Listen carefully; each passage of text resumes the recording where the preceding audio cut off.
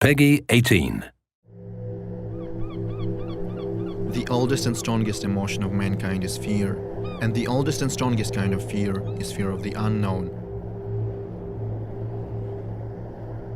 Existential horror that engulfs you upon realization that humanity is not the masters of this world, that there are entities far older, greater, lying dormant in the darkest corners of the earth. Lovecraft never explained much about them. To us, they are as powerful as they are indifferent. In the eyes of these cold and enormous beings, we're probably nothing more than tiny little roaches. But who can say if they perceive the world as we do? The poor souls who have ever stumbled upon them have either perished or ultimately gone insane.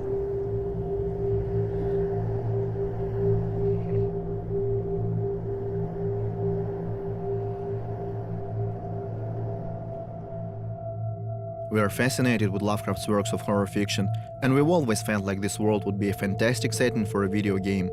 Mysterious ancient beings that people can never comprehend, devastating natural cataclysms that mercilessly clash with human civilizations, destroying everything in their way. We're building our game on the same underlying themes that Lovecraft explores: fear of the unknown, hopelessness, and desolation. This is what the mysterious flood in our game represents. Nobody knows why it occurred, and at this point nobody has any hopes for help. People are scared of uncertainty. They realize that the flood is relentless, that it can easily devour the whole city and ruin their lives, and they are basically helpless. One thing they are quite sure of, that it's only going to get worse. It kinda shows how insignificant and powerless people are in this world, and how callous the universe is. But here's a good question. At this point, Oakmont seems to be beyond salvation, and dozens of thousands have lost their lives in the fight against the ruthless disaster. But if it's so bad, why won't the citizens leave this ill-fated place? Why do newcomers continue to arrive? Why indeed? Is there something in the air that people feel addicted to? Or perhaps the city is seen as a beacon for those that desperately seek something? The newly arrived do not get a warm welcome from the locals.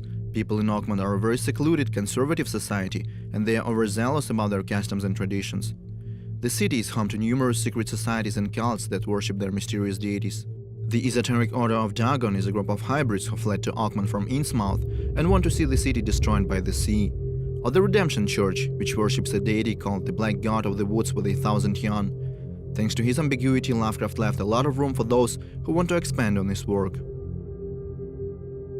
Our goal is to fit in the Lovecraftian universe. Our game is the part of the worlds that Lovecraft and his followers created. Oakmont is located in the state of Massachusetts, not that far away from Arkham, Innsmouth, Dunwich, and other gloomy towns that people know from books. Canonical events like the raid on Innsmouth are also canon for us. The great old ones and the old gods exist in our world. This means that the book readers will get to see familiar characters.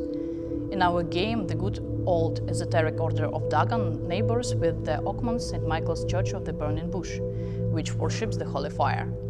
We have hybrids of humans and apes, who are at war with hybrids of human and the Deep Ones. They have a bit of a racial feud going on.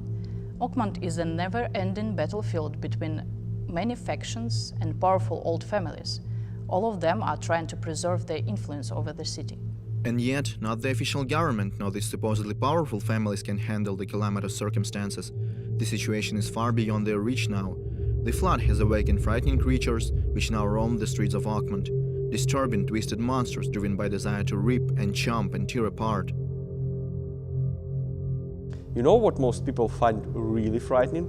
Not spiders, not gore, even though these things can be very repulsive. But most people are truly afraid of anything that looks like human, but is not quite human. There's a theory going on that when monsters look, act, or move similar to how we do, but not close enough, it triggers fear and panic.